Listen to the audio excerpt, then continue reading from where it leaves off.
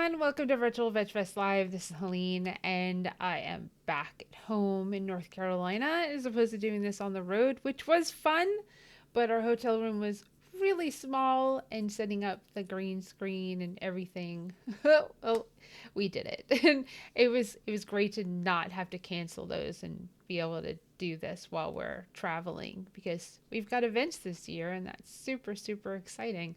So we're in North Carolina, South Carolina, and Tennessee over the course of 9 days. But let's say thank you to Orgain for sponsoring Virtual Veg Fest Live this month. We really appreciate the fact that they support all our events too because they send samples for all our goodie bags. So super, super awesome company. If you haven't tried them, Orgain.com. And of course, we've got contests, a way to win prize packs from Orgain, Follow Your Heart, Hodo Foods, Crafters Organics, Cinnaholic, and Shroom Meats. Easiest way to win prizes from them is to go to virtualvegfest.com, shop our vendors, and click the little prize tag and prize tab and enter to win. You can do things like subscribe to our Virtual VegFest YouTube, which gives you 25 entries, which is pretty awesome. So thank you to all of them for sponsoring us monthly, and you get the benefit of that because you can win some prizes. Fantastic. Rachel Carr's with us today. It's a food week because Bridget is on Sunday doing a cooking demo. Love weeks that are all about food. And this conversation is going to be a ton of fun because we're not just going to talk about food, we're actually going to go into the food industry and entrepreneurism and, wanting to work in a vegan world and have a job and what you can do to create that. So if you have any questions or comments, make sure to put them in a little box. We'll definitely address them. Let's go grab Rachel. Hi, Hey, how you doing? I'm good. How are you? Good, I'm great. Thanks for having me. Oh, you're welcome. I'm really, really excited just based on our last 15 minutes. I was like, this is going to be so much fun. Now, as we typically do, I would love for you to share who you are and what you do and just tell us everything. Okay, well, my name is Rachel Carr.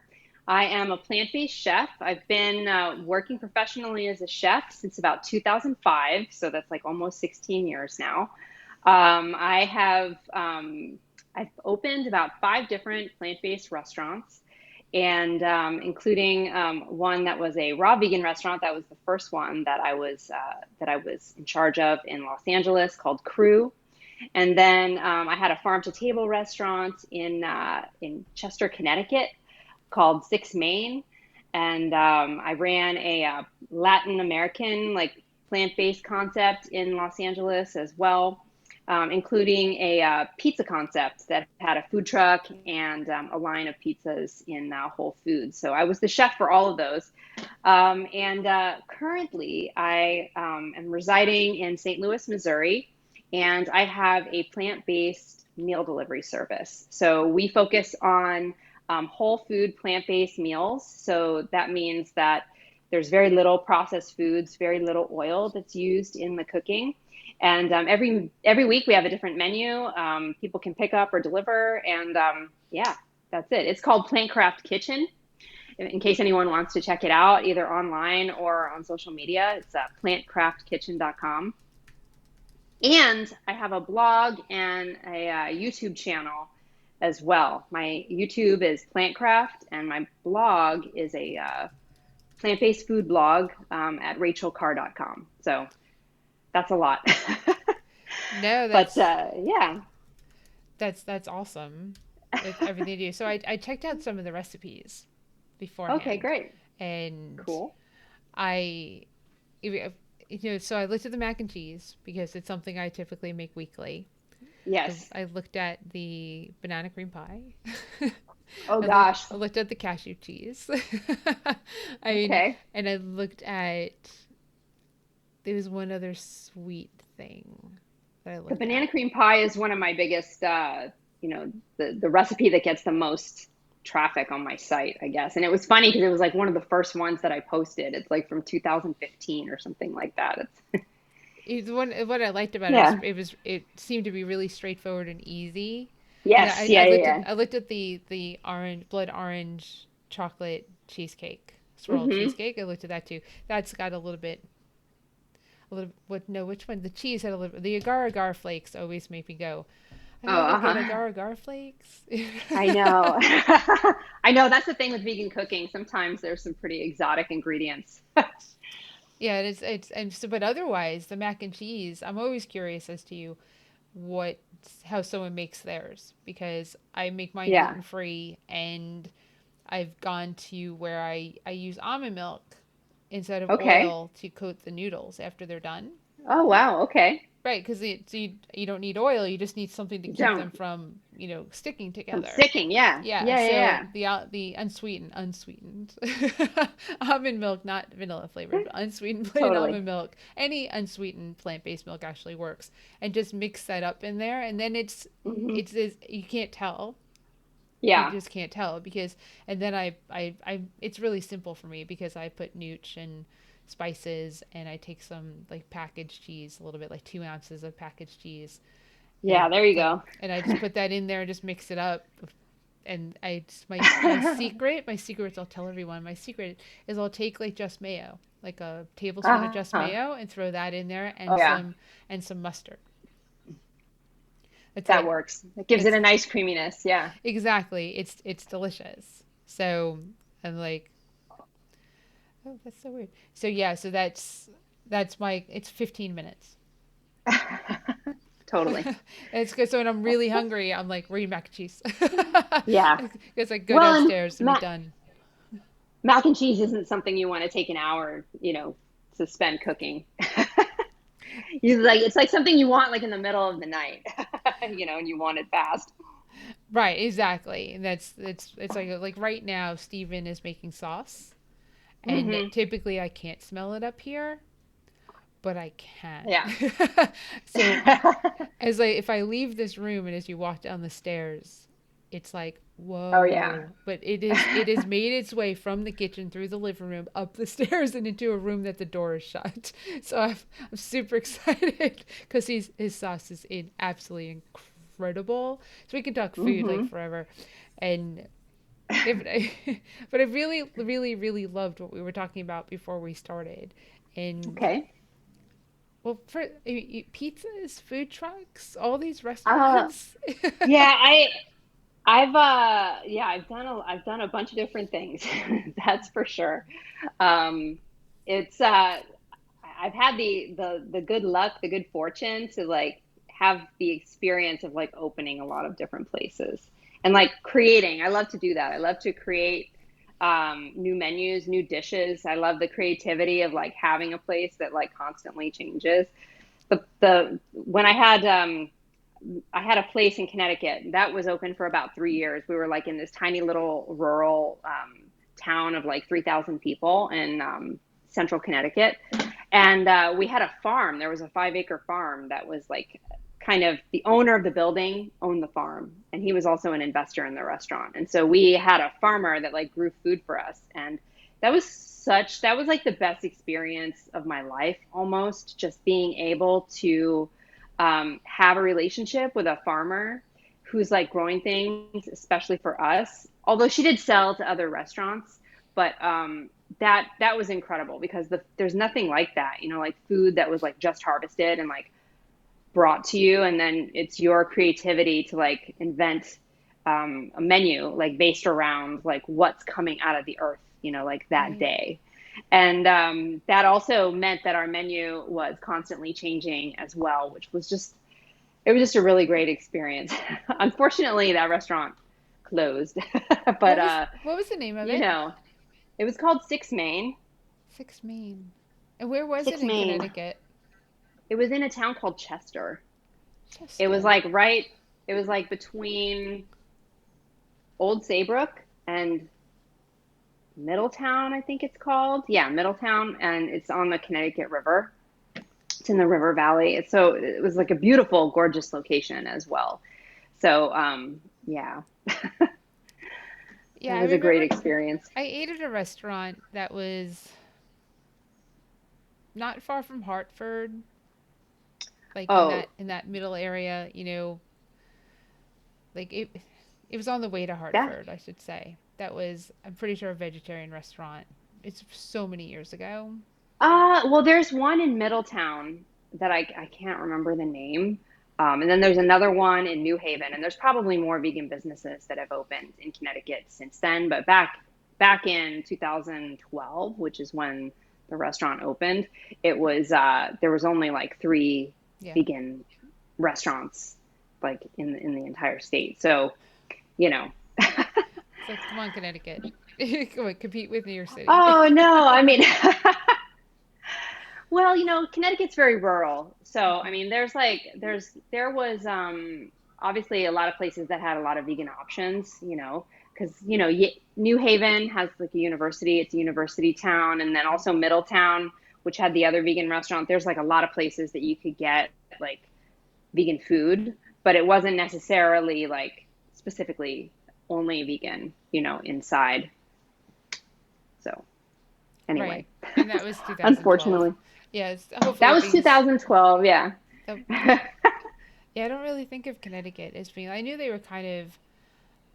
I knew they had more stuff than Long Island back when, like, when I was younger. Because they Yeah. had that little restaurant that just like a shack. It's woman owned. Can't remember the name of it, Oh, but we drove up to it and didn't even go in because it didn't look real. I think it's I still don't know. there. It's if anyone watching me knows what I'm talking about, please share. But it was a long time ago. We literally Yeah. didn't go in, but it's famous. But my Well, friends I was with were not yeah, I don't vegetarian at know. all. They were like, "We're not going in there." So I was like, I know. Well, that was back then. I mean, though it's completely different world now, like even where I'm at right now, I'm in St. Louis right now.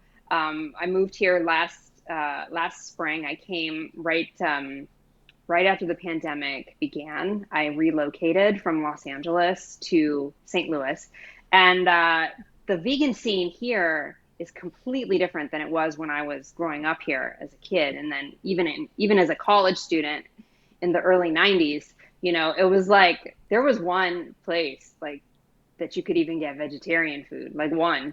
And now there's just, I don't know. I mean, I can think of at least like six or seven, you know, places that are mostly vegan, I think. And I'm sure there's more, and that I just don't, because the pandemic is just kind of, the fog is just lifting, and I'm sure I'll get out and explore. But that's a big, and we're like in the Midwest, it's not like, this is like the land of like beer and brat. You know what I'm saying? Like it is not like the vegan community is like there's a lot of people, flocking to St. Louis to try vegan food, but yet there are people here, because it's just become so much more mainstream, and there's just such a more of a demand for it. So anyway, so that's a big relief, to see that there's a vegan scene like everywhere you go now. Like there's just more people that are like kind of tuning into that and like wanting to like help the planet, to help their health, to help animals, like just everything. right, and you've got Karen. Hmm. Yeah, Karen Dugan. Yeah, that's Yep. right. Like we have the what is it? The plant-based, what's it called? Like plant-based living Center? center. Plant Center for based? plant-based living. Yes. Yeah, yeah, yeah. Center for plant-based living. And you know what's funny about that?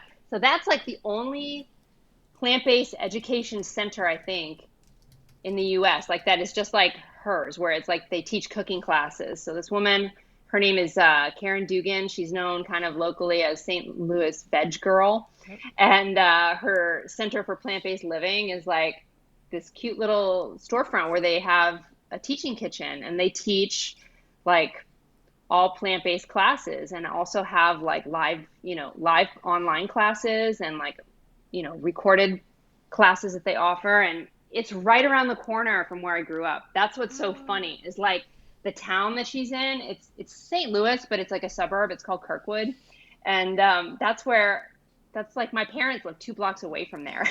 you know, it's so funny, like just the things that are popping up now.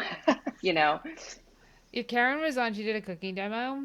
She actually yeah, did. She actually did these wraps, these air fried wrap, right? yeah, Like rice paper, like egg rolls, right? Type things. And I actually did them gluten free with a rice wrapper right after that because it was like it was spinach dip like egg rolls Yeah. that she air fried. And Oh, totally. yeah, exactly. So that was amazing. And of course, these always influence like Mm. what I make for dinner. And she's the reason that you're here because she I referred you. know. So I just want to send some love Karen's way, so that you know that Exactly. because that's pretty awesome. Now, before we went live, we were talking about we were talking about basically having a job, being vegan, and being able to Hmm. work with your ethics, aligning your ethics with like what you want to do. Hmm. Because COVID has definitely changed the way a lot of people are thinking in the world. So let's Yes. definitely touch on that because Okay. I believe in building your own, and I Hmm. prefer that than working for somebody else. I mean, working for Yes. somebody else is cool. Like, I like being part of a team. I love autonomy. Yes. I can't get away from it. I'm not a great worker. I'm good at working, but I'm not a Uh-huh. great worker. I am a great like leader, lead, organize, be in charge person, which people know me well they'll be like, Yes. yeah. But and I can step back, but I prefer to be in the control side of things. And Yeah. you know, it's typically you have that more when you have your own Yes. thing. That's So, right. yeah. Yeah. So I've made a living for the past 15 years as a restaurant chef. Okay. Like I was doing that almost entirely, like for my income.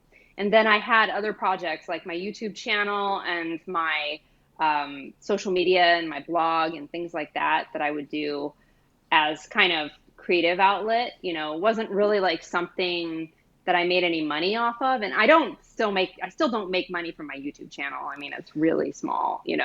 But, but, doing that kind of work, like on the side, like as a hobby, it actually like teaches you things, like you learn skills, like when you want to start a blog, for instance, or you want to, start taking food photos. I started doing food photography because I was running my own restaurant and I needed to kind of show people what I was making and like compel people to want to come in, make that like food porn, right? Like Yeah. for our customers to like see it and want to drive an It's like hour there's the drool. in rural Connecticut. Yeah, exactly.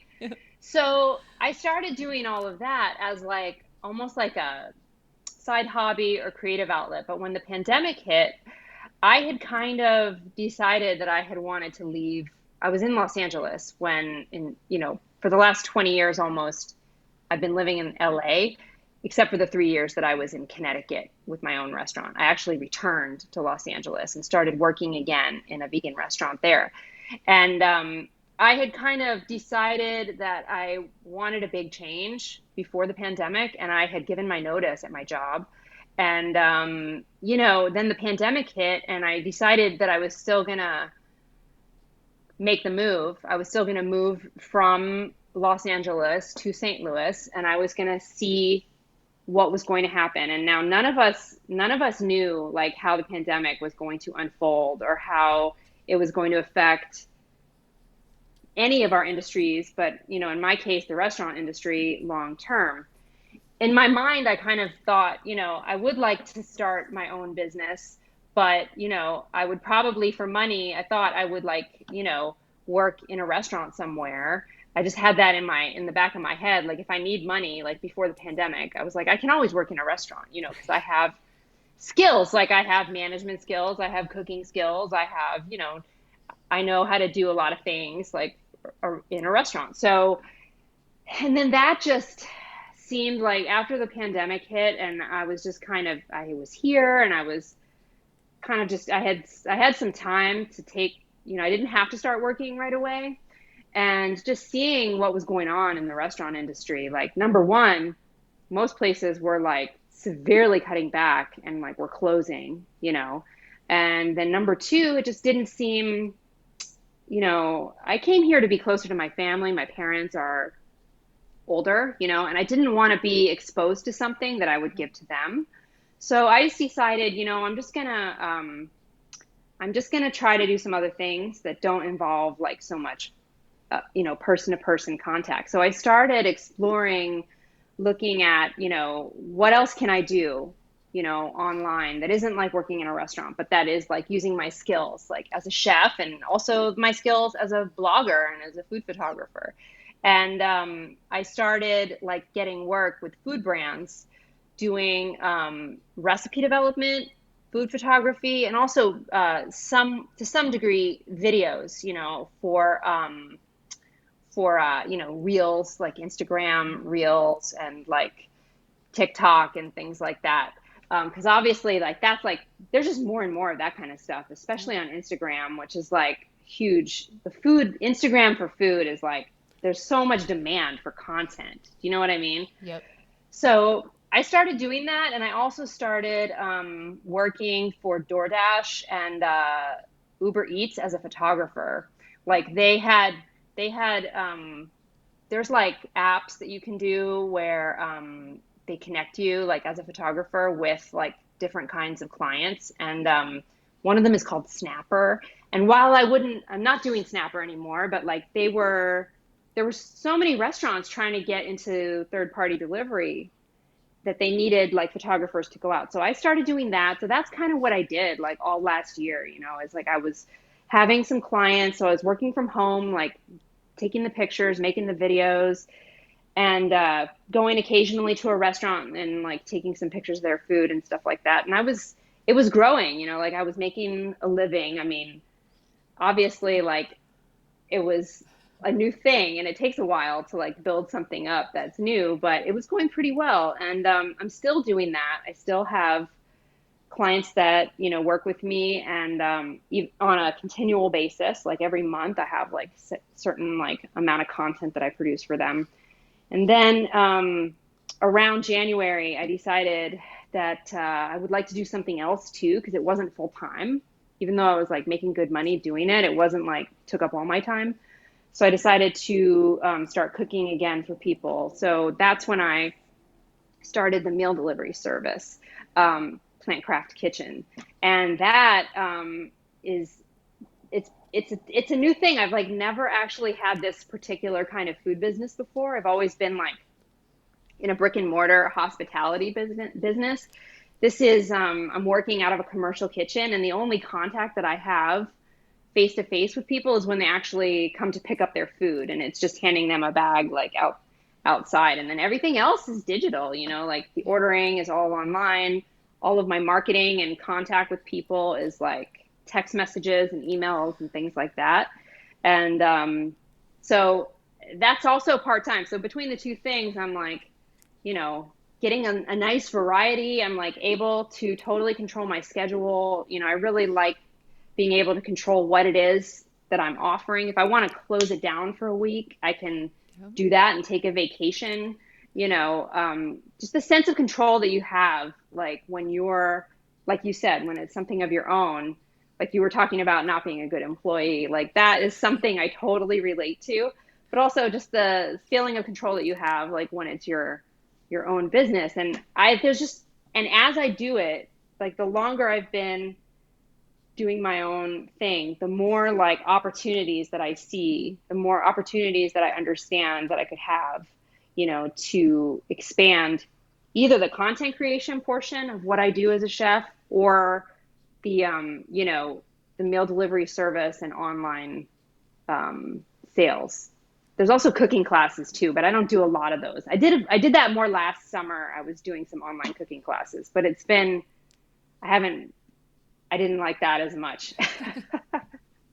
But it's definitely like that's another thing that a lot of chefs got into during the pandemic. And, you know, I know some people just did it to tide them over, but actually I think that it's become more and more of a real like viable income stream that people can build for themselves, that can give them some freedom and control over their own schedule and make them, you know, an owner of their own business, basically.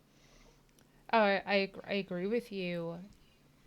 There's there's some things that I feel like a lot of corporations, businesses, business owners were really not wanting to do, for I don't know what the reason was, control maybe of letting workers be remote and giving that more Hmm. autonomy to them.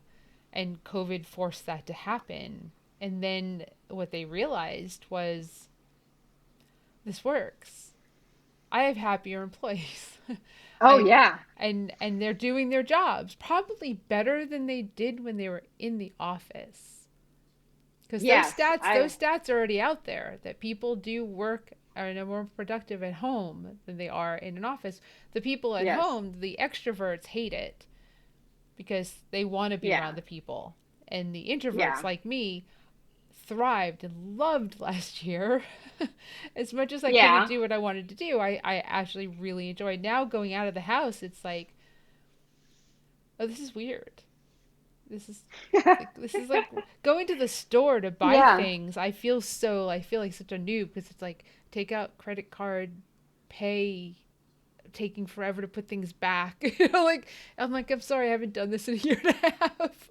So give me a Yeah. I moment. know. So Well, the dumb. food industry, the restaurant business is a tough one for people because it isn't like something that people can do remote. So if you're like needing to, like, I don't think any restaurant could really like have remote workers unless it's like their bookkeeper, Right. maybe even like some of their managers or something like that could, but not even, Yeah. it's definitely like a face to face, like it's an in-person service job. But if you're like a person that's working in the food industry, that's the thing. It's like that isn't the only options for us anymore. There's like so many things that we can do. Like we can be personal chefs that drop off at people's houses. You can do catering. You can do, you can like create a product based business that you sell online. You can do like a meal delivery service, like I'm doing. You can teach classes. You can, make like, I don't know, like meal kits for people, and you still need, I mean, food businesses still need commercial kitchens. So like I'm renting a shared kitchen. That's like how I produce my meals. Like I'm in a, facility that has like a lot of different businesses and we like rent time, in it.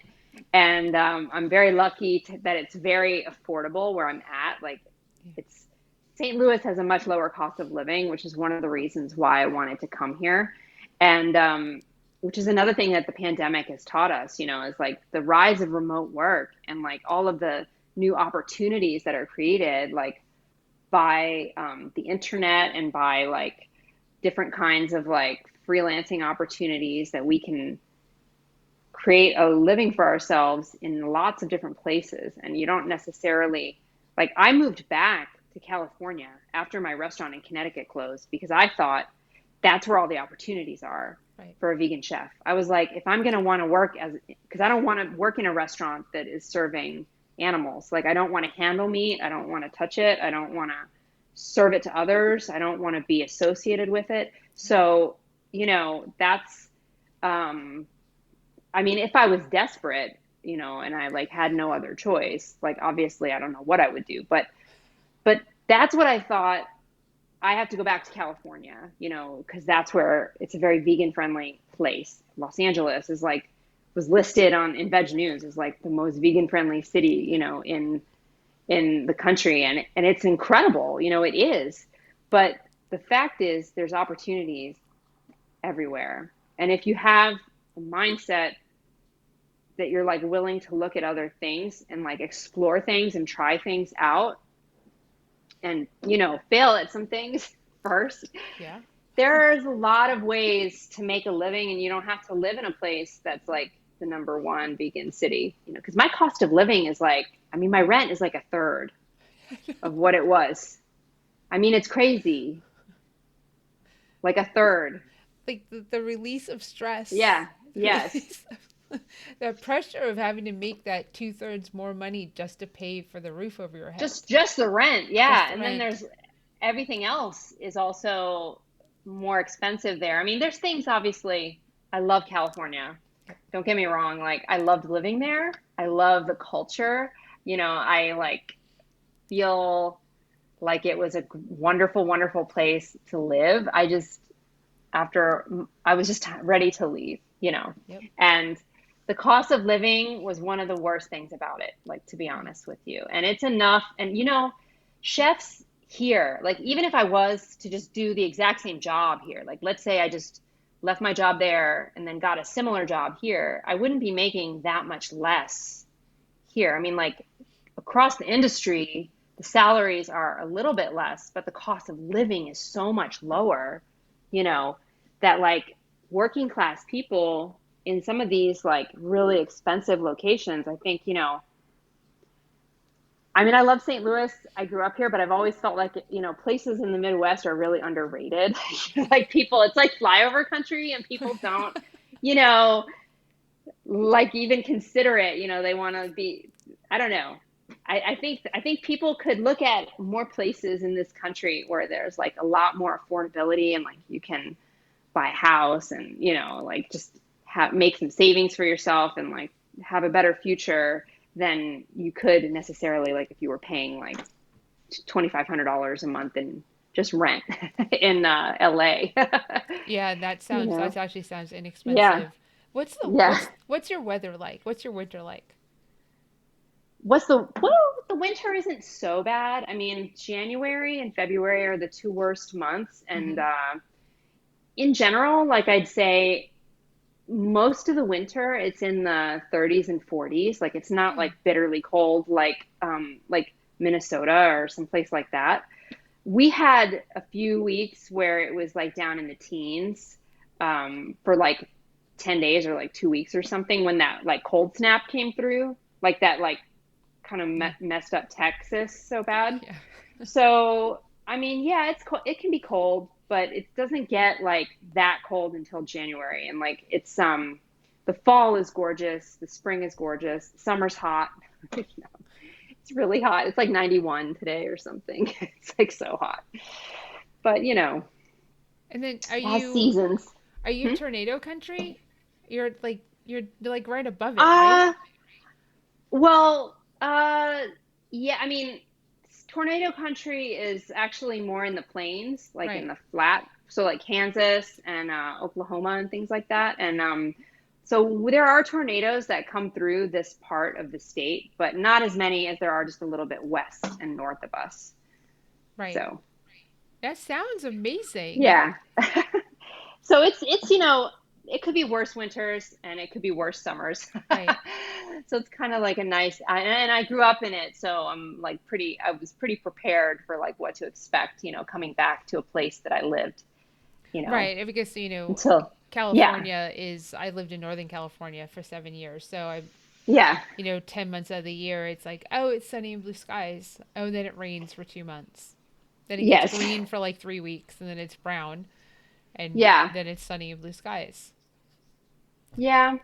I That's mean, California, like, the thing that I love about LA as a place is how vibrant it is. Like, it's just such a, like, and it's so wacky. It's like a wacky city that's always got new things going on, and there's a young energy to it, and things are constantly changing, and, you know, being torn down and rebuilt, and it's not a place that feels like it's like like here it feels like it doesn't really change that much, like, the way it looks. It's like, kind of, I mean, there's new businesses that come and go, but, I mean, the actual way that it looks driving around is, like, literally exactly the same, as it was, like, when I was, like, 12 years old.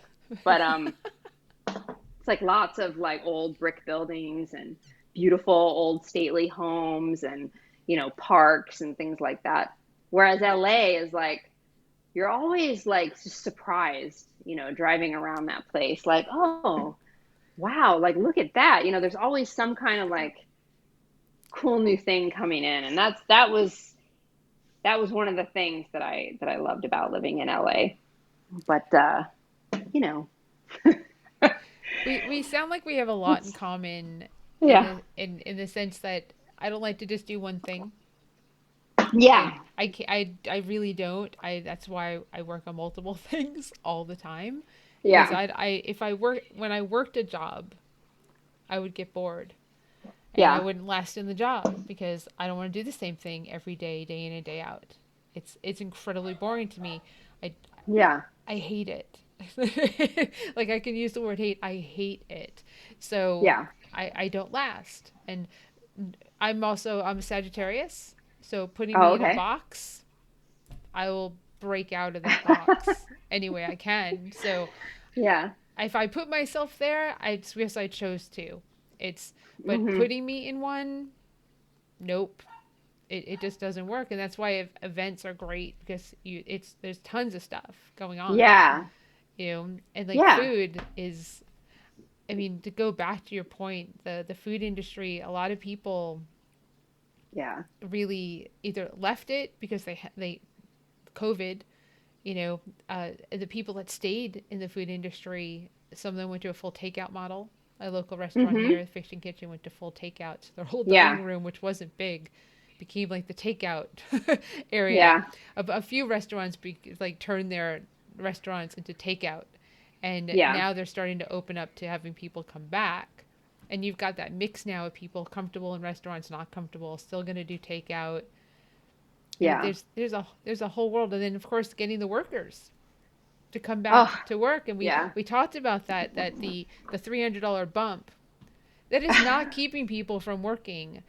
The $300, unemployment benefit. Yeah. yeah, $300 is. I went on Facebook recently because someone was saying like, oh, it's keeping people from working, and I said, let's like do the numbers, let's do the math. Let's like take 300 a week times 52, and then let's take taxes out because taxes come out of that. And let's look at like what we Well, have as a net for the month, and then let's pay some bills with that. hmm. It's not a lot of money. Yeah. Yeah. And most people in restaurants had two jobs. I mean, it wasn't Yep. like, like almost everyone when I've been, making a restaurant schedule, they almost all have at least, if they're full time with you, they have a part time, and if they're part time with you, they have another job that's a full time. So, and in California, you have to do that, Yep. because like making that rent on like even, you know, 15 an hour, which is it's only recently like gone to that. I mean, I'd say like it was, most hourly workers were making less than 15 until quite recently. I think it's gone to 15 now is the minimum in California. But it's $9 now, nine something here. It's like 9.25 here, in St. Louis. So it's like yeah. And people servers, it's not even that. It's even lower because of the tip element. Yeah. It's Yeah, it's for sure. And a lot more work too. I mean, like if you're like a server now, you have like there's a lot more cleaning to do and more just like precautions that you have to take that are around COVID, and they're not making the tips that they were, you know. So it's and it's a huge. They're not going to like necessarily be as attracted to those jobs because part of the fun of working in a restaurant as a server is that, you know, not only is it like fast paced and you're busy and there's kind of like a restaurant. oops. Oh, Rachel will be back in a second. Probably she's on a cell phone. Probably a phone call or a text message came through. So if she drops, hopefully she'll come back. But let's just talk about Sunday. Sunday at 4 p.m. We have a cooking demo with Dessert, and that's gonna be really cool. So tune in for that on Sunday at 4 p.m. Eastern Daylight Time. And I have no idea what's happening next week, just so you know. So Rachel will be back hopefully quickly. And DJ Kavam, I see that you're watching, so thanks for joining us. It's awesome. What else do I have going on? So Greenville Fun Fest is August 15th in Greenville, South Carolina. And then Scruffy City Vegan Fest is August 22nd in Knoxville, Tennessee. And then Asheville Vegan Fest is October 3rd in Asheville, North Carolina. And she'll be back in a second. And then Nashville Veg Fest is October 9th in Nashville, Tennessee. And then a fundraising event for Cotton Branch on July 25th in Leesville, South Carolina, which is about 30 minutes outside of Columbia, South Carolina, right in front of their new wine and beer bar. So that'll be pretty neat. So you definitely want to join us for that. And hopefully Rachel knows just to come back. But if not, that's okay. I was really enjoying that conversation. Restaurant workers have it, it's not an easy business to begin with. And you add a pandemic on top of that. And then you add people. That's what I was just going to say. People do not make the service industry nice or fun. So we can all fix that by basically don't be a dick when you go into a service industry type person. Just be nice, like that poor girl who was killed in Atlanta on Monday, a cashier. Enforced the mask rule in the store, and a guy came in, didn't like being told to wear a mask by this young girl. He left, came back in, and killed her. You can look up the story. A friend posted it. I looked it up. It happened Monday. This young girl went to work as a cashier and died that day because she had to enforce a mask policy, which I agree with. But even if you don't agree, nobody deserves to lose their life because they're asking you to wear a mask. Just wear the mask. It's not a difficult choice. You know, masks are great. I've talked about that on this before. Allergies, you have a pre-existing condition, you don't want to get sick. Not just pandemic sick, virus sick, but stomach virus, flu, common cold, any type of sick. It prevents you from touching your face with your hands that have touched counters and other people's bodies or everything. Wear a mask. Here we go. Welcome Hello. back. Hello. Oh Phone my died? gosh, I am so sorry about that. It's okay. I just kept going. I do like a commercial. And Oh I my started gosh. just talking Okay. about restaurant workers and how people, and I brought up the girl in Atlanta that lost her life because, Oh, she asked the okay. person to wear a mask. And in the best way for people, the service industry, the hardest thing about the service industry is not just the little pay and the long hours of having to work multiple Yes. jobs to survive. It's not that. It's dealing with the public. Oh The yeah. And especially now, like the people just don't, I don't know. There's like, I do think that the vegan audience is probably nicer. And like, I gotta tell you, like more like appreciative because my experience with vegan customers throughout my entire career has been that people really appreciate what you do. Like, because it's so integral, people love to have a place they feel a strong sense of connection. Vegan customers feel a strong sense of connection to where they love to eat. You know, and anyway, so they appreciate a lot. What you do. So I have this feeling that like a lot of people, in the that are going to vegan restaurants are just probably trying to like they understand what the servers and the cooks and like the all the employees, the different staff members in the restaurant, what they're going through. And they try, at least I do, when I go, I like try to tip really well. I don't like, I know that they're overstaffed and I mean, understaffed and like overworked. And like, if it takes a long time, I don't like give people a hard time. And mostly what I've seen is that other people are taking that same, kind of attitude towards it, which is good. I hope, you know, Yeah. that yeah, it's hard. People, humans, they just can be such dicks, Yeah. just in general. So my motto is don't be a dick. It's really a simple thing to live by, Yeah. and you just be nice and kind. And if something's not right, it's okay to communicate that Yeah. it's not right, but it's not okay to like be an asshole communicating that it's not right. Yeah. I'm being very blunt here, but I it's a rough world. It's a rough enough world that a girl lost her life because she asked someone to put a mask on. Vegan Yeah. or not vegan doesn't matter. There's we talked about before we went live is that girl was put in that position, but what's the mentality of the person who decided that because of this, I'm going to go get a gun and come back and shoot people? I know. That's the bigger problem. Yeah. And you don't know. We don't know who that is. Yeah, And you and I for sure. both work in industries that service people or help people or Hmm. around people. How do I know that when you walk away because you may have to wear a mask at the event that Yeah. you're not going to come back and just be angry? We try to say it nicely, but Yeah. that's I don't know how to fix that problem. I don't know how to fix that Yeah. problem. People just I believe in kindness. We started yoga. We have a Monday morning yoga now with virtual Vegfest Live. Oh, that's I nice. I believe that's a good way to get people to stop being mean. Just do 30 minutes of Uh-huh. yoga. Totally. It gets you zen. And we need Yeah. more zen. Get a massage. There's things that you can do. Go for a walk, exercise, great to balance you out. Like Yeah. stop eating animal products. It's not going to help. Yeah, totally. All these things, but the I easier things, exercise.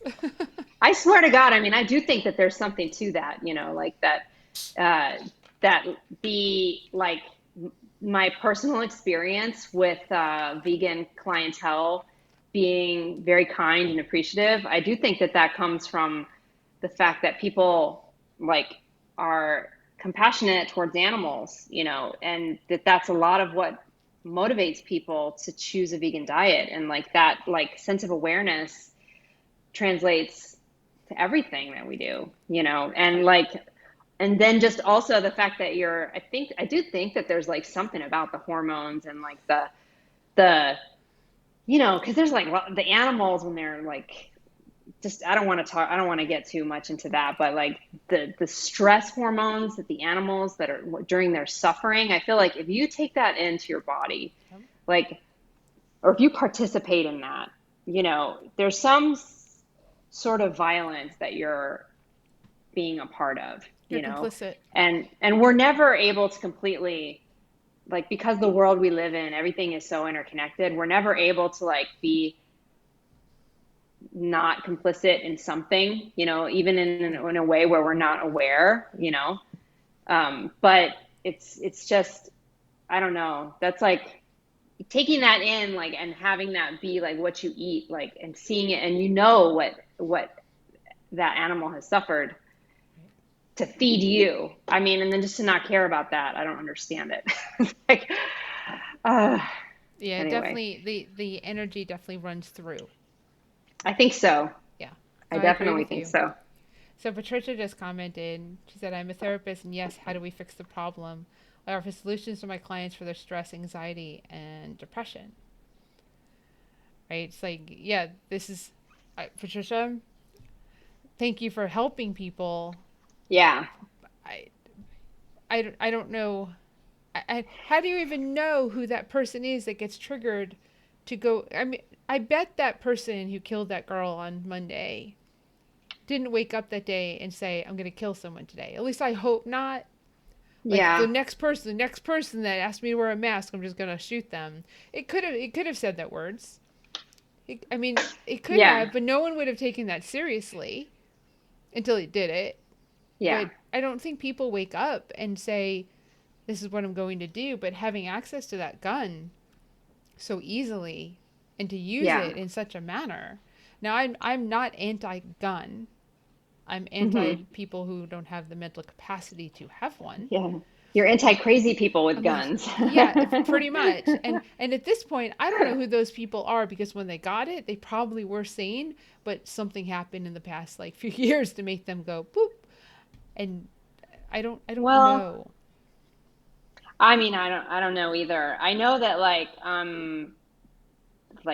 in terms of not, I'm happy to not be in having to deal with the public right now. I mean, I'll just say that, like I really feel for people who that's their job. If they're in a place where the customers aren't like as understanding of like what's going on, or aren't tolerant of like different people's like approaches, like if someone wants to wear a mask or not, it's it's I just feel for that. But I'm not in a hurry to get back into that kind of thing either. I'm glad that I've been able.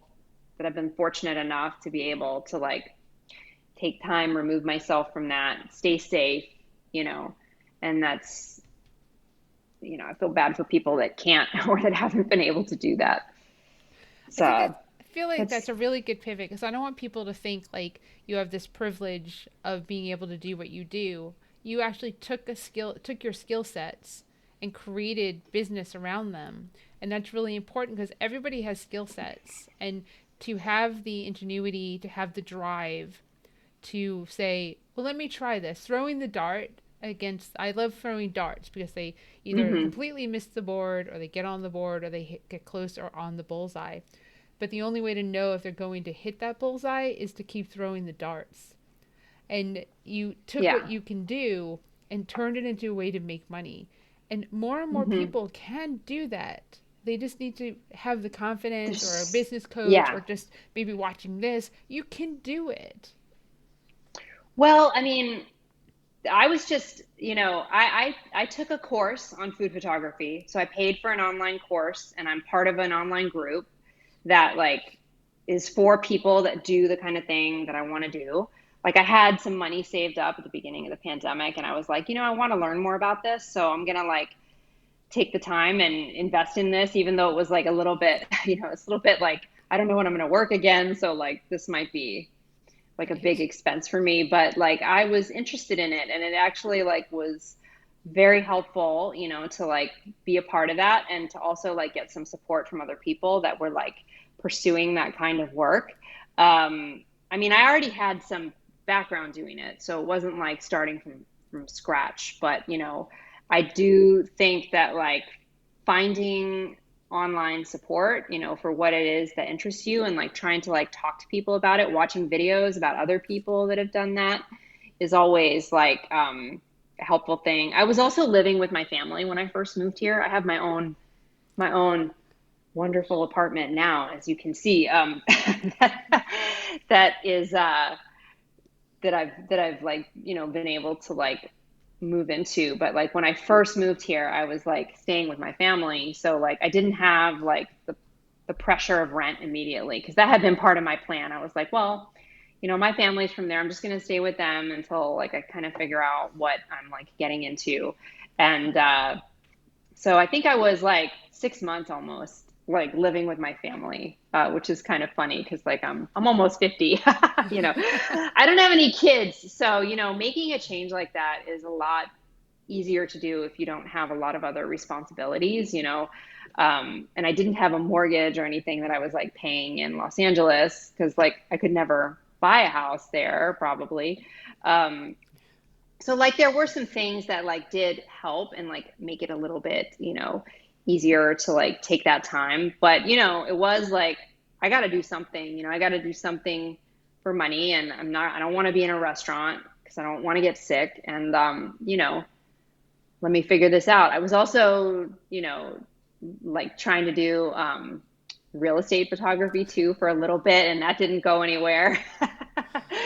Even though the real estate market is really hot right now, but like Yeah. I just ended up like staying in food. I was like, maybe I thought to myself, maybe I'm not even going to do anything with food. Maybe the photography will like take me down some other path, and like maybe some of it will be food photography, and then others will be other streams of income will be something else. But it ended up just being that I was getting enough work, doing recipe development and food photography, like to keep me like busy and to like pay my bills and build on something, you know? But you're very fortunate that your family that Yeah, you could, one, you could move in with them, and two, that that's right. you wanted to. Yeah. But if I, oh yeah, I get along with my family very well. Like it's nice. And I'm glad to be back here. Like, honestly, like the pandemic does make you kind of like value some things. And this year has been very interesting because there's family members that like I never have seen for like over a decade, or more. And I've connected with some people that I've actually road tripped too a little bit, like during the pandemic. I went and visited some cousins of mine, some like very, very like an aunt and uncle that I haven't seen in a long time. So and that was like in the middle of the pandemic, to be honest with you, which was kind of interesting, like doing that. But I was just anyway.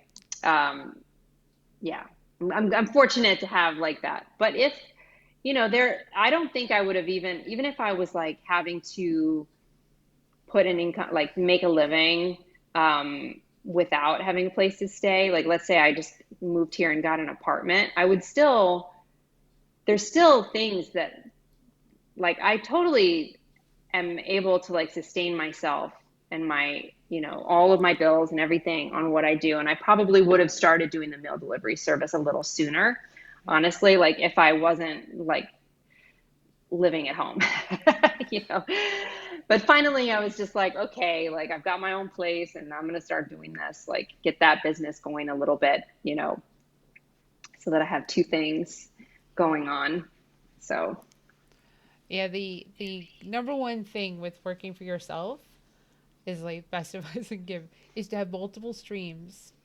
And yes. then what COVID taught is to have multiples on top of multiples because Yeah, because you just never know when it'll all just dissipate. It'll just disappear it's so overnight. true. And you think you have something that will be fine and it's not. And Yeah. out of your complete control, you know? Even the food photography, to be honest with you, because it's like project to project. I have one client that I work for that I do like a certain set number of recipes a month, but like last year, the fall was like crazy. I had so much work. And then, after like the middle of December, it was like, I don't know. It had like, I think people were spending their end of year marketing budgets or something. Like I don't know. And they were like getting a bunch of photography done, like just so that they could like use up that Right. marketing budget that they had so they wouldn't lose it the next year in their department, I guess. So I had like so much work in the fall, and then like December and January, that part of my income like went down a lot, and that's when I was like, okay, I need to Right.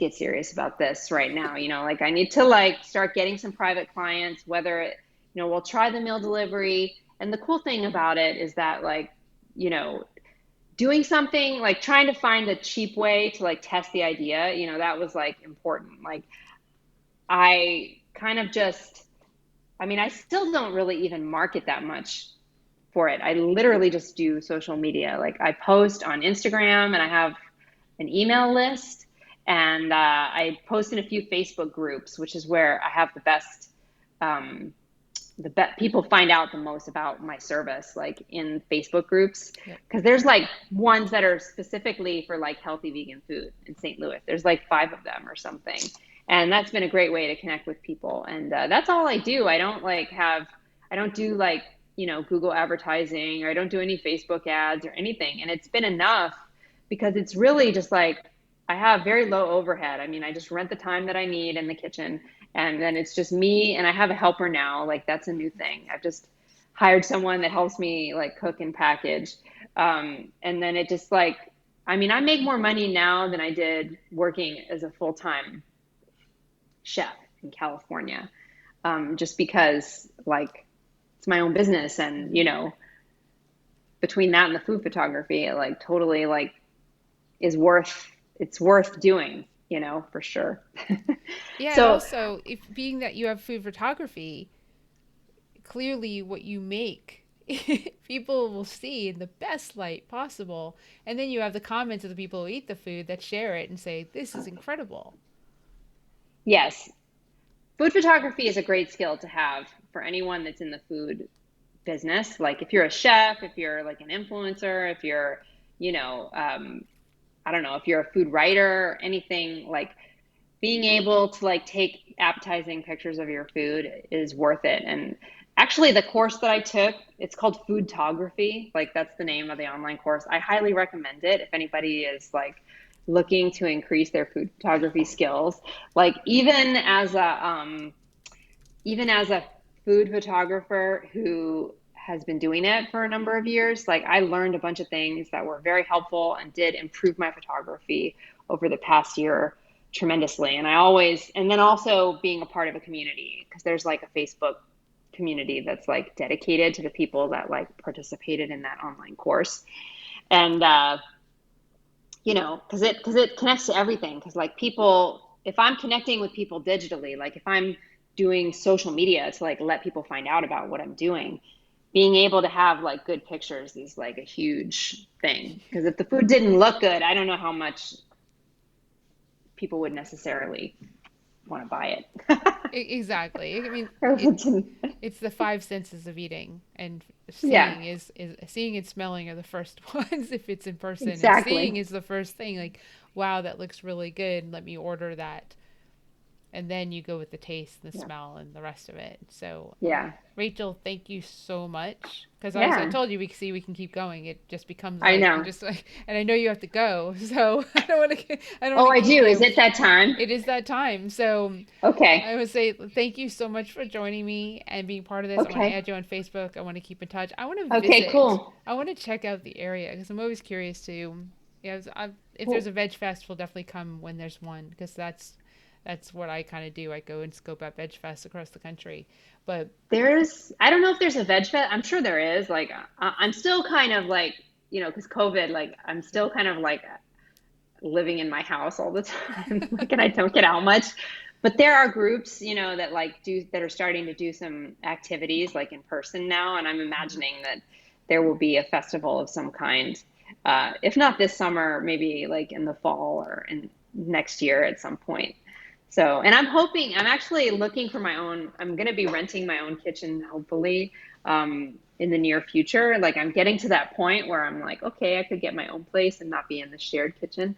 So, like, I'm looking forward to that time as well, and so maybe I'll have my own place and you could come visit.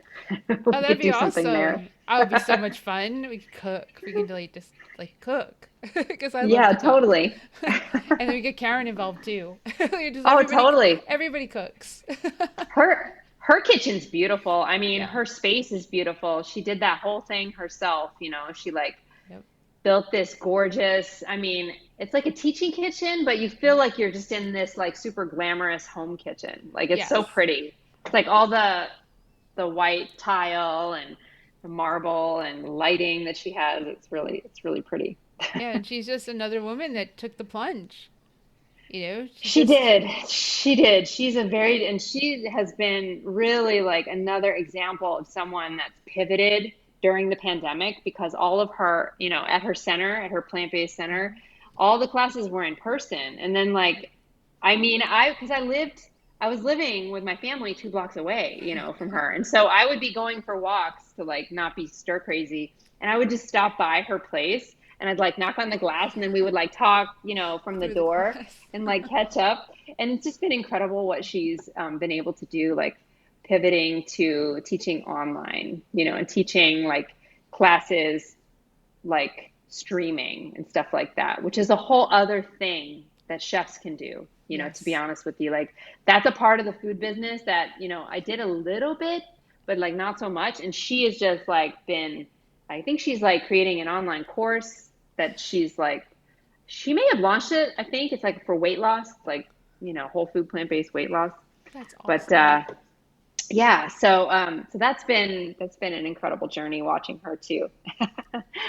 Well, I really So appreciate her for bringing us yeah, together, and thank you. I look forward to meeting you. I've looked forward to meeting all of you in Okay, person I at know. some point because we will travel at this point. We have and we will. Awesome. So, and the way you described your area, I was like, well, let's go see it.